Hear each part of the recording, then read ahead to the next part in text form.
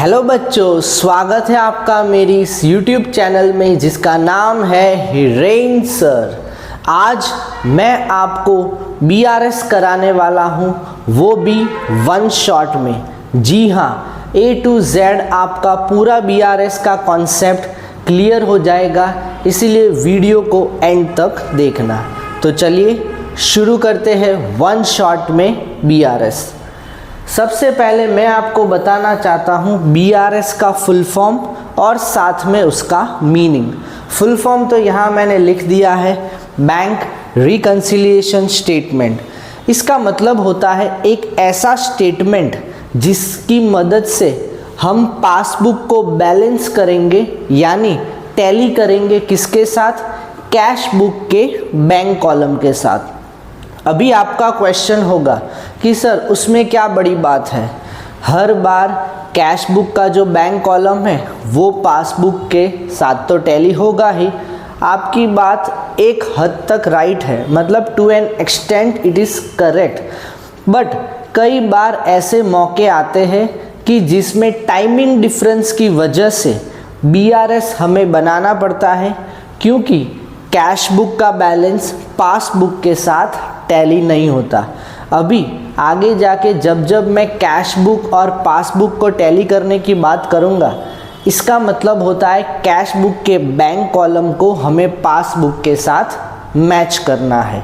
अभी जो ये कैश बुक है ये कौन बनाता है? जो भी ओनर होता है बिजनेस का वो बनाता है। और पासबुक कौन प्रिंट आउट करेगा, यानी वो ट्रांजैक्शंस कौन लिखने वाला है? तो वो बिजनेसमैन की बैंक। ठीक है, तो इतनी अंडरस्टैंडिंग रखना। अभी हम आगे बढ़ते हैं। आगे आपको ध्यान रखना है कि BRS को बनाते टाइम पे कुछ रूल्स दिमाग में रखने हैं। तो उसमें से सबसे पहला रूल है कि आपको डिसाइड करना पड़ेगा कि आपको कैश बुक से स्टार्ट करना है कि पासबुक से।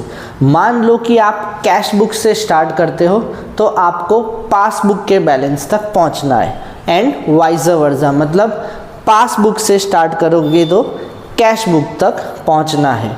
और आपको वही करना है जो यहाँ लिखा है, यानी दूसरी बुक जो करती है वो हमें करना है। मान लो कि हम कैश बुक से स्टार्ट करते तो हमें वही करना है जो पासबुक करती है, और अगर हम पासबुक से स्टार्ट करते हैं तो हमें वही करना है जो कैश बुक करती है। तो ये था पहला रूल।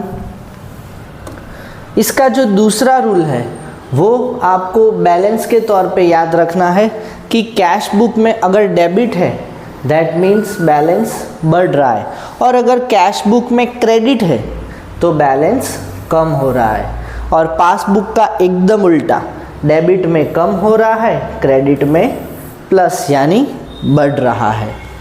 नेक्स्ट थर्ड इम्पॉर्टेंट चीज़ है इसका जो फॉर्मेट है। वैसे आप कोई भी NCERT की बुक या अदर रेफरेंस बुक देखोगे तो बहुत तरह के फॉर्मेट है। सबसे आसान फॉर्मेट मैंने यहाँ पे प्रेजेंट करके बताया है, जिसमें पर्टिकुलर्स ऐड का कॉलम और माइनस का कॉलम है। अगर मान लो कि आपको लगता है कि आपको बैलेंस प्लस करना है तो प्लस के कॉलम में लिखो, आपको लगता है माइनस करना है तो माइनस के कॉलम में लिखो। सिंपल। चलो अभी हम ट्रांजैक्शंस लेते हैं, साथ साथ में मैं आपको समझाऊंगा। सबसे पहले हम स्टार्ट करते हैं बैलेंस एज पर कैश बुक। क्योंकि ये बैलेंस है तो कैश बुक में तो बैलेंस हमेशा प्लस साइड आता है, इसीलिए मैंने यहाँ लिख दिया 10,000। Next, checks issued but not presented for payment. सबसे पहले इस ट्रांजैक्शन को समझो। इसका मतलब क्या है कि हमने चेक तो इश्यू कर दिया, हमने मतलब बिजनेसमैन ने चेक तो इश्यू कर दिया, यानी उसने बैलेंस तो कम कर दिया, पर वो जो चेक जिसको दिया था उसने अभी तक प्रेजेंट ही नहीं किया, यानी पासबुक में तो अभी बैलेंस कम ही नहीं हुआ है। तो पासबुक का बैलेंस बढ़ा हुआ है, हमने कम कर दिया। हम कौन है? Cash book. सामने वाला कौन है? पासबुक। पासबुक ने नहीं बढ़ाया, हम भी नहीं बढ़ाएंगे, तो हम कर देंगे प्लस। इसलिए प्लस के कॉलम में लिखा है 20,000। Next, checks deposited but not credited by bank. हम कौन है? हम कैश बुक है। हमने डिपॉजिट कर लिए तो हमने बढ़ा दिया, पर बैंक ने तो अभी बढ़ाया नहीं है, यानी पासबुक ने। तो पासबुक ने जो किया वो हम करेंगे, तो हम भी कम कर देंगे, इसीलिए ये माइनस के कॉलम में लिखना है 10,000। Next, interest credited by bank, यानी बैंक ने हमें इंटरेस्ट दिया है, तो बैंक ने इंटरेस्ट दिया यानी पासबुक ने बढ़ा दिया। हमको तो अभी तक पता ही नहीं है, जब पता चला तो क्या करेंगे, हम भी प्लस करेंगे, तो ये रहा plus 5,000। Next, interest debited by bank, हम कौन है, हम कैश बुक है, सामने वाला कौन है, पासबुक है। पासबुक ने कम कर दिया, हमने अभी तक कम नहीं किया, सामने वाले ने जो किया वो हम करेंगे, यानी हम भी घटाएंगे, तो इसीलिए हमने कर दिया माइनस। तो इस तरह से प्लस माइनस करके हमारा जो बैलेंस है वो पासबुक का हुआ 20,000। अभी आप बोलोगे कि सर यहाँ तो आपने कैश बुक से पासबुक किया, क्या उल्टा भी हो सकता है, यानी पासबुक से कैश बुक? बिल्कुल हो सकता है। यानी अभी हम रास्ता तय करेंगे 20,000 से 10,000 तक। चलो वो भी देख लेते हैं। तो अभी हम स्टार्ट करेंगे पासबुक से। पासबुक में बैलेंस का मतलब होता है क्रेडिट साइड, तो 20,000। Checks issued but not presented for payment, हम कौन है, हम पासबुक है, सामने वाला कौन है, कैश बुक है। तो चेक इश्यू कर दिया, कैश बुक ने तो कम कर दिया है, हमने अभी तक कम नहीं किया, तो हम भी कम करेंगे, तो ये रहा -20,000। Next, checks deposited but not credited by bank, हम कौन है, हम इस बार पासबुक है, सामने वाला कौन है, कैश बुक है। कैश बुक ने डिपॉजिट कर लिया, उसने तो बढ़ा दिया, हमने अभी तक नहीं बढ़ाया, तो हम भी वही करेंगे, जो कैश बुक करेगा हम भी बढ़ा देंगे, इसलिए +10,000। इंटरेस्ट क्रेडिटेड बाय बैंक, हम कौन है, हम पासबुक है, सामने वाला कौन है, कैश बुक। कैश बुक ने नहीं बढ़ाया, हमने बढ़ा दिया, कैश बुक ने जो किया वो करेंगे, तो हम भी लेस कर देंगे 5,000, ये रहा माइनस के कॉलम में 5,000। Next, interest debited by bank, हम पासबुक है, हमने बैलेंस कम कर दिया, कैश बुक ने तो किया ही नहीं है, तो हम भी वही करेंगे, जो कैश बुक ने किया, तो हम भी प्लस करेंगे। तो इस तरह से हमारा बैलेंस आया 10,000। तो पहले 10,000 से 20,000, अभी 20,000 से 10,000।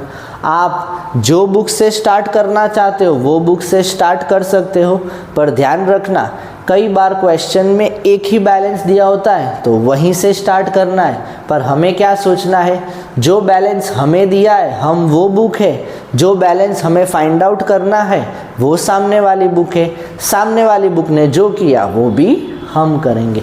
तो अगर आप इन बातों का ध्यान रखेंगे तो BRS का कोई भी सम आप आराम से कर पाओगे। इसके अलावा ये जो टर्मिनोलॉजीज लिखी है मैं, इस पे भी हम गौर करते हैं। बैलेंस का दूसरा नाम होता है favourable, unfavourable balance. Unfavourable balance cash book में क्रेडिट साइड होता है, पासबुक में डेबिट साइड, उसको हम OD यानी ओवरड्राफ्ट भी कहते हैं। चेक्स इश्यू का मतलब पता होना चाहिए, यानी बिजनेसमैन ने एक चेक लिख के दिया है अपने क्रेडिटर को।